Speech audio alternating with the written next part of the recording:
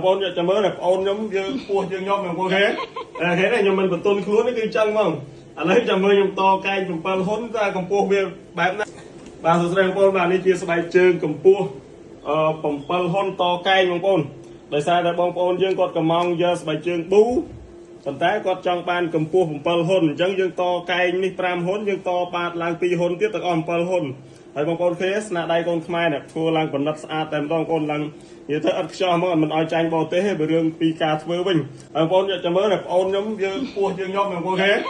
ឃើញទេខ្ញុំមិនបន្ទន់ខ្លួននេះគឺចឹងហ្មងឥឡូវចាំមើលខ្ញុំតកែង7ហ៊ុនតើកម្ពស់វាបែបណាហើយខ្ញុំពាក់ខោជើងធំចឹងហើយខ្ញុំសាកសិនចាំមើលតើរៀងខ្ញុំវាស៊ីដាច់បងប្អូនខ្ញុំមិនវិញឥឡូវមិញខ្ញុំពាក់ហ្នឹងវាខ្ញុំឈរមិញកម្ពស់ខ្ញុំគឺទៀបជាងបងប្អូនទេឥឡូវចាំមើលខ្ញុំឡើងស្បែកជើងត7ហ៊ុនវិញបងប្អូនចាំអ៊ុតរបស់គ្នាបាទនេះបងប្អូននេះអូយអេមែនតែនហ្មងណា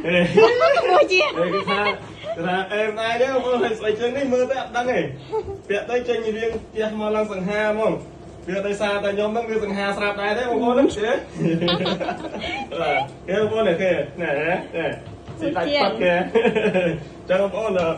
រឿងតកែងនេះគឺវាមានប្រយោជន៍ចឹងសម្រាប់បងប្អូនដែលគាត់ចង់បានកម្ពស់ខ្ពស់មើលទៅរៀងសង្ហាឬក៏កូនកំឡោះដែលគាត់ចិត្តរៀបការអីគាត់ចង់ធ្វើម៉េច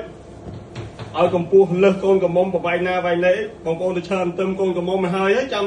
ចង់បានវែងណាចាំប្រាប់តាមនឹងដឹងតែតែងទៅស៊ីគ្នាហ្មងបាទចង់អរគុណមកកុំភ្លេចគ្រប់គ្រងផលិតផលស្នាដៃកូនខ្មែរដែលផលិតដោយកូនខ្មែរនៅខាង